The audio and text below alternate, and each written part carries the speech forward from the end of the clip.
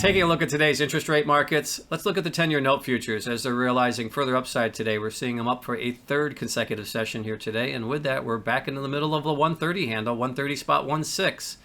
So right in the middle currently when you look at the futures market.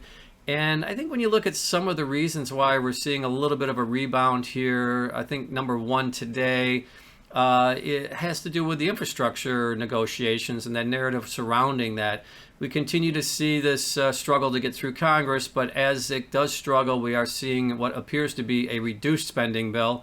And I think that the perception is that there will be less debt for the U.S. to manage, and therefore perceived as possibly a better outcome, at least for some of the market participants, as they're adjusting for the potential for maybe a reduced infrastructure bill if it is able to get through Congress. Number two, I think we're seeing continuing showing up in positions as the markets are adjusting to the Fed, even though it is the quiet period this week. We did hear quite a bit of discussion last week, and the market's still trying to interpret that, I think, as we move towards that decision next week. So again, I think that that's having a little bit of a impact here, particularly when you look at some of the yields in the curve in general. Now, looking at the 10-year yield, we are seeing it ticking down now to about 100, just below 162 basis points, down about 2 basis points on the session.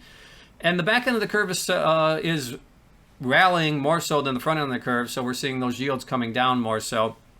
So you're looking at the 20s and the 30s actually down about 3 to 3.5 basis points today. So again, some moderation in the back end of the curve. The front end of the curve pretty steady today, and then as I mentioned, the middle between the 5s, the 7s, and the 10s, we're seeing a little bit of strength, but again, more pronounced on the back end of the curve when you look at the total price action for today's session.